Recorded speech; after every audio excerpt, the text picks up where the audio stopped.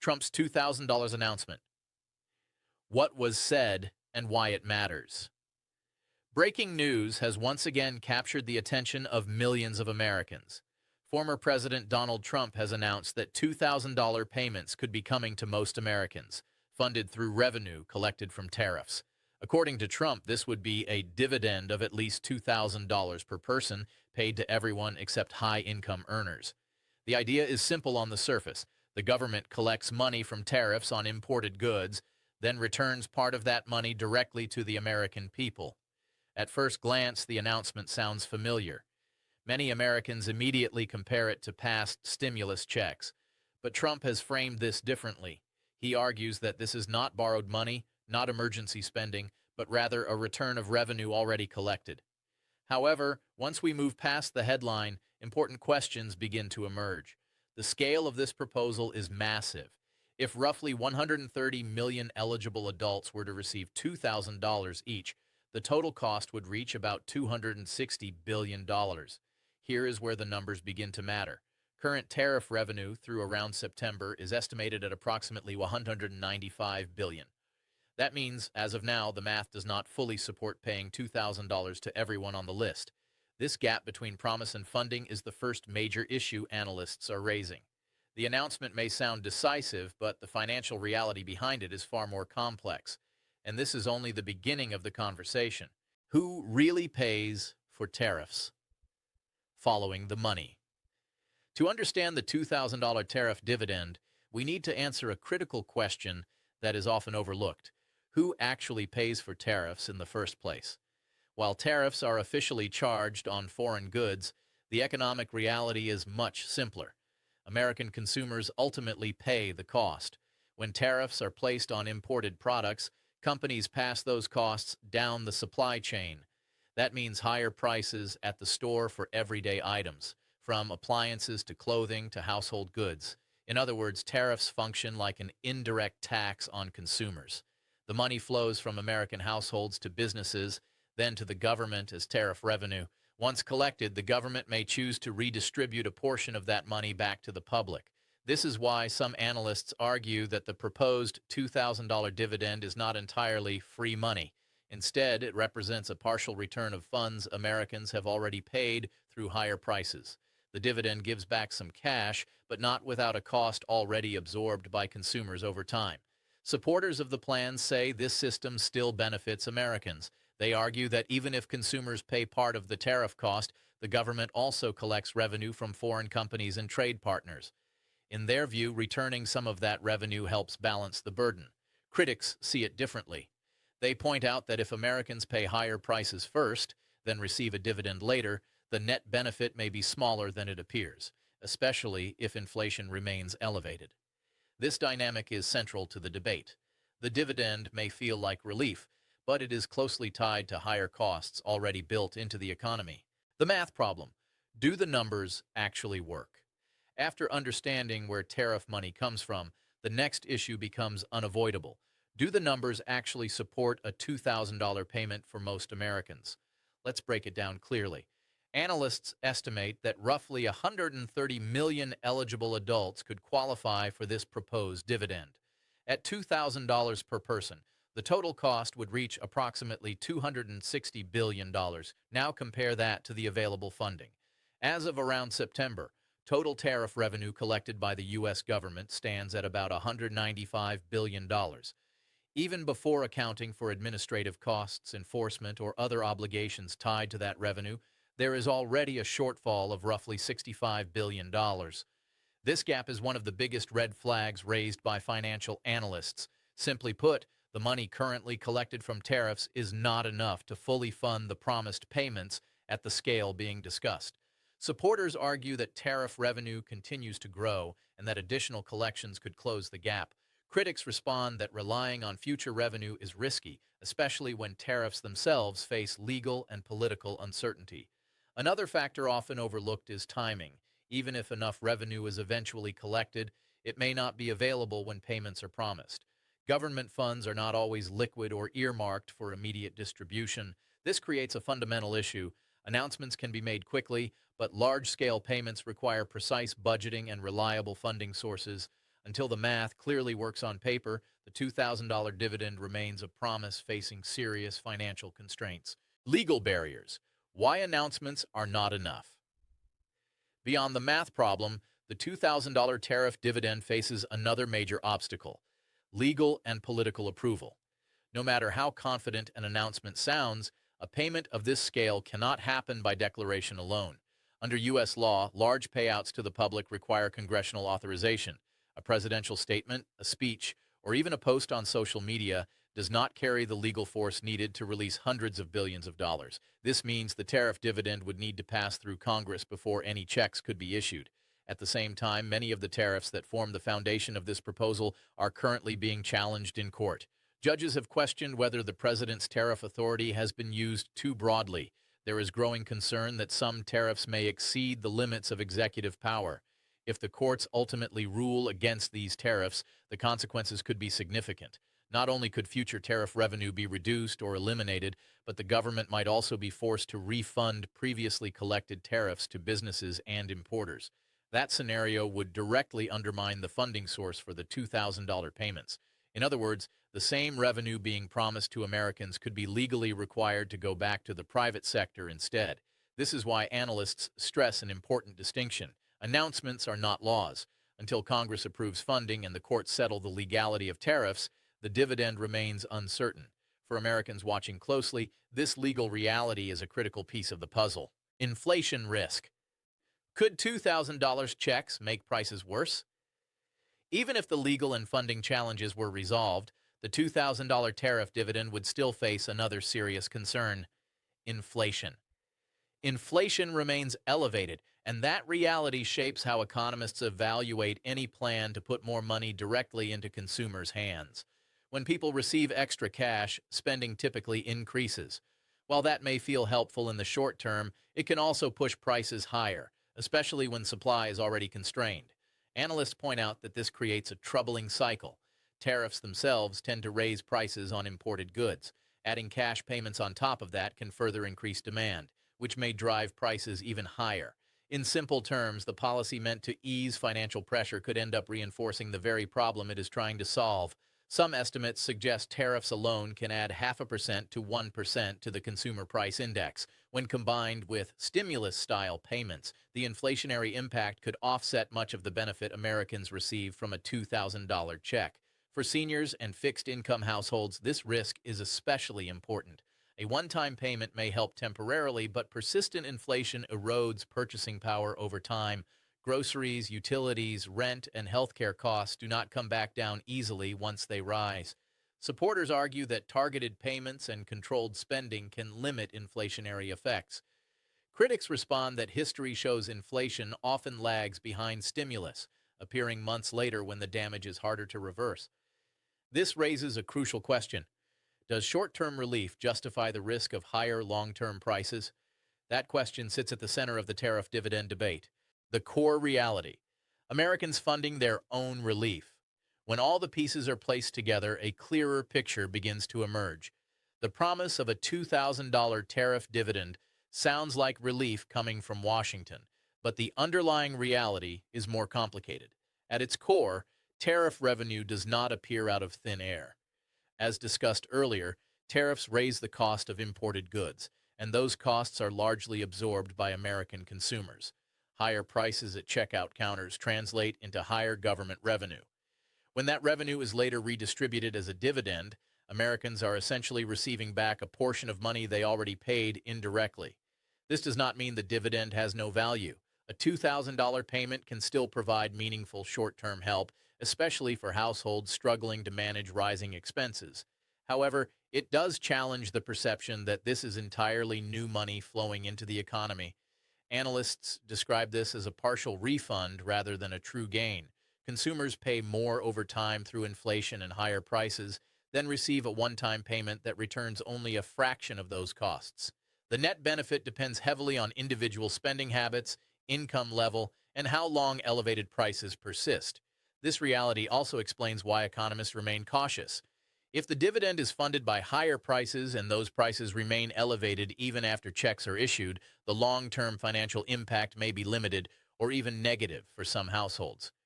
For seniors and fixed-income Americans, consistency matters more than one-time relief.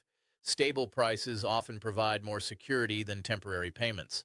This brings the discussion back to a central question. Is this policy creating real value or simply reshuffling money already taken from consumers? The 50-year mortgage, a second major announcement. While much of the attention has focused on the proposed $2,000 tariff checks, Donald Trump also introduced another idea that could significantly affect American households: the 50-year mortgage. Traditionally, the standard home loan in the United States has been the 30-year mortgage. Trump's proposal would extend that term to 50 years, with one primary goal in mind: lower monthly payments. By stretching the loan over a longer period, borrowers would owe less each month, potentially making homeownership more accessible. At a time when housing costs remain high and affordability is a growing concern, this proposal immediately caught attention. Supporters argue that monthly payments matter more than long-term totals, especially for families and individuals struggling to qualify for homes under current conditions. However, the trade-off is clear. A longer loan term means much more interest paid over time and a much slower path to building equity. Homeowners would spend decades paying mostly interest before making meaningful progress toward ownership. The announcement raises an important question. Is this a practical solution to housing affordability or a temporary fix that shifts costs into the future? Much like the tariff dividend, the 50-year mortgage sounds appealing at first glance. But once the details are examined, the financial consequences become more complex. Lower payments today often come with higher costs tomorrow. This proposal sets the stage for a deeper debate, one that weighs short-term affordability against long-term financial security. 30-year versus 50-year mortgage, a real-world comparison. To understand the true impact of a 50-year mortgage, it helps to look at a real-world example rather than just theory. Numbers reveal what headlines often hide. Consider a $350,000 home loan with an interest rate of 6%. Under a traditional 30-year mortgage, the monthly payment would be roughly $2,100. Over the life of the loan, the borrower would pay about $450,000 in interest. Now compare that to a 50-year mortgage. The monthly payment drops to around $1,850, saving about $250 per month. At first glance, that reduction may feel significant, especially for buyers stretched thin by housing costs. But the long-term cost tells a very different story. Over 50 years, the total interest paid rises to approximately $755,000. That is over $300,000 more in interest compared to the 30-year loan. In other words, the borrower saves a small amount each month, but pays dramatically more over time. This is the core trade-off of the 50-year mortgage: short-term affordability versus long-term financial burden. For many buyers, especially younger households, another factor matters just as much: how long they actually stay in the home. On average, Americans live in a home for 11 to 12 years before selling. Under a 50-year mortgage, most payments during those early years go almost entirely toward interest, leaving very little equity built. That reality raises a critical question. Is the monthly savings worth decades of added debt? Supporters versus critics. The debate over 50-year mortgages. As soon as the idea of a 50-year mortgage entered the public conversation, it sparked strong reactions on both sides. Supporters and critics view the proposal through very different lenses, each focusing on a different financial priority. Supporters argue that access matters more than totals. In today's housing market, many families are not locked out because they cannot afford a home over time, but because they cannot afford the monthly payment right now. From this perspective, lowering the payment by a few $100s could open the door to home ownership for millions of Americans who are currently priced out. Some supporters also argue that the monthly savings could be invested elsewhere. Using the earlier example, investing the $250 saved each month could potentially generate substantial returns over time. In ideal conditions, those investments might offset the higher interest costs of a longer mortgage. Critics strongly disagree. They point out that most borrowers do not consistently invest the difference. Instead, higher long-term interest payments quietly drain wealth over decades. Critics also warn that extending loan terms does not fix the underlying problem: high home prices and limited supply. Another major concern is equity. With a 50-year mortgage, homeowners build equity extremely slowly. If the home is sold within the first decade, many borrowers may walk away with little to no ownership stake. This debate highlights a deeper divide, whether housing policy should prioritize immediate affordability or long-term financial stability. The answer depends largely on individual circumstances, but the risks are real on both sides. Real-world pitfalls buyers need to watch out for. As the discussion around 50-year mortgages continues, analysts warn that buyers need to be especially careful about real-world financial pitfalls that are often overlooked during times of economic stress. The first major pitfall is assuming that a longer mortgage can fix a bad purchase. A long-term loan does not change the value of the property. If a buyer overpays by just 10%, that mistake can erase years of potential equity. No mortgage structure can compensate for buying at the wrong price. Another key issue is how interest is structured. Mortgage interest is front-loaded, meaning borrowers pay the majority of interest in the early years of the loan. With a 50-year mortgage, this effect is even stronger. For many years, most monthly payments go almost entirely toward interest, not ownership.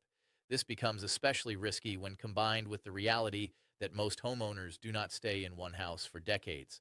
On average, Americans sell their homes after 11 to 12 years. Under a 50-year loan, selling that early often means walking away with minimal equity. There is also the danger of relying on future assumptions. Some buyers plan to refinance later or expect income to rise significantly, but refinancing depends on interest rates, credit conditions, and home values, factors that are never guaranteed. Finally, analysts caution against making decisions based solely on monthly payments. While lower payments may feel safer today, long-term debt can quietly limit financial flexibility for decades. The key takeaway is simple. Longer loans reduce pressure now, but increase risk later. Policy timing. When could any of this actually happen? After examining the promises, the math, and the risks, the next logical question is timing. When could these ideas realistically move from discussion to action? According to analysts, both the $2,000 tariff checks and the 50-year mortgage proposal align closely with the 2026 political and policy calendar. That timing matters, because several key decisions must happen before either plan can move forward. First, the legal challenges surrounding tariffs are expected to reach a critical point in early 2026, possibly around February or March. A court ruling will determine whether the current tariff structure remains in place or is partially overturned. That decision directly affects whether tariff revenue can even be used as a funding source. Second, any direct payments to Americans would still require congressional approval. Even optimistic timelines suggest that, if approved at all, checks would not arrive before early 2026, with January being the earliest realistic window discussed by analysts. The 50-year mortgage proposal follows a similar path. It would likely begin as a pilot program, requiring approval from federal housing agencies before becoming widely available. That process alone could take months, pushing any rollout into late 2025 or early 2026. In other words, neither proposal offers immediate relief. Both are long-term policy ideas tied to legal rulings, regulatory approvals, and political negotiations. For Americans watching closely, this reinforces a key lesson. Timing matters as much as promises. What is announced today may take years to materialize, if it happens at all. Short-term relief versus long-term consequences. When we step back and look at both proposals together, the $2,000 tariff checks and the 50-year mortgage, a clear pattern begins to emerge. Both ideas promise short-term relief, but both carry long-term consequences that cannot be ignored. The $2,000 checks offer an immediate headline win. Extra cash sounds appealing, especially for households under pressure from higher prices. But when examined closely, the checks raise concerns about funding gaps, inflation risk, legal barriers, and the reality that consumers may already be paying for this relief through higher prices. In other words, the benefit may arrive quickly, but the costs could linger far longer. The same trade-off appears in the 50-year mortgage proposal. Lower monthly payments can ease access to housing, but they come at the cost of decades of additional interest and delayed equity. For many buyers, especially those who move within 10 to 12 years, the long-term financial payoff may be far weaker than expected. Taken together, these policies reflect a broader challenge facing the economy. Americans are searching for affordability and stability at the same time, but those goals often conflict. Policies designed to reduce pressure today can quietly increase risk tomorrow. This does not mean the ideas should be dismissed outright. It does mean they require careful consideration, realistic expectations, and a clear understanding of trade-offs. For viewers, the most important takeaway is this: announcements are not guarantees, and relief is rarely free. Understanding the full picture is the first step toward making smarter financial decisions, regardless of what policies move forward next. Common mistakes Americans make when hearing policy announcements. When major economic announcements hit the headlines, many Americans react quickly, sometimes too quickly. Analysts warn that one of the most common mistakes is treating announcements as guarantees. History shows that not every proposal becomes law. A press statement, a campaign promise, or a social media post does not carry the same weight as past legislation. Until Congress approves funding, courts resolve legal challenges, and agencies finalize rules, nothing is official. Counting on money before it arrives can lead to poor financial decisions. Another frequent mistake is ignoring inflation feedback. Tariffs tend to raise prices, and cash payments tend to increase spending. Together, they can push inflation higher. If prices rise after checks are issued, the real value of that $2,000 may shrink faster than expected. There is also the risk of misusing long-term debt. Some buyers may view a 50-year mortgage as a solution to affordability without fully considering the cost of interest and delayed equity. Long loan terms cannot fix overpaying for a home or buying in an overheated market. Analysts also caution against assuming ideal behavior. Plans that rely on investing monthly savings assume discipline and stable markets, conditions that do not always exist. In reality, many households spend the difference rather than invest it. The lesson here is simple but important. Policy announcements should inform decisions, not drive them. Financial choices should be based on confirmed facts, realistic timelines, and personal circumstances, not headlines alone. A practical approach for Americans right now. With so many big policy ideas being discussed at once, financial experts emphasize the importance of taking a measured and practical approach, especially for seniors and households on fixed incomes. The first recommendation is simple. Do not plan your finances around money that has not arrived. Until checks are approved, funded, and distributed, they should be treated as uncertain. Budgets should be based on current income, not future promises. Second, Americans are encouraged to focus on controllable factors. This includes managing spending, reducing high-interest debt where possible, and maintaining emergency savings. These steps often provide more stability than waiting for government relief that may be delayed or changed. For those considering home ownership or refinancing, caution is critical. Lower monthly payments can be appealing, but long-term debt decisions should be evaluated carefully. Comparing total interest costs, expected length of ownership, and alternative options, such as renting or shorter loan terms, can prevent costly mistakes. Analysts also stress the value of flexibility. Economic conditions, interest rates, and policy outcomes can change quickly. Keeping options open allows households to adapt without being locked into unfavorable long-term commitments. Finally, staying informed matters. Understanding how policies work, what barriers exist, and what timelines are realistic helps reduce emotional decision-making driven by headlines. In uncertain times, financial stability is often built through patience, discipline, and informed choices, not quick reactions to breaking news. The bottom line: what Americans should take away. As this discussion comes to a close, one thing becomes clear. The headlines may be dramatic, but the reality behind them is far more complex. The proposed $2,000 tariff checks and the idea of a 50-year mortgage both speak to a deeper issue: financial pressure facing American households. These proposals are designed to address real concerns. Rising prices, housing affordability, and shrinking purchasing power are problems millions of Americans feel every day. In that sense, the announcements reflect genuine economic stress, not imaginary fears. However, solutions built on promises must be evaluated carefully. The $2,000 checks face clear challenges: funding gaps, legal hurdles, inflation risk, and the reality that consumers may already be paying part of the cost through higher prices. Until legislation is passed and courts rule, the checks remain uncertain. The same caution applies to the 50-year mortgage. Lower monthly payments can help in the short term, but long-term debt and delayed equity carry lasting consequences. For many households, especially seniors, stability and predictability matter more than temporary relief.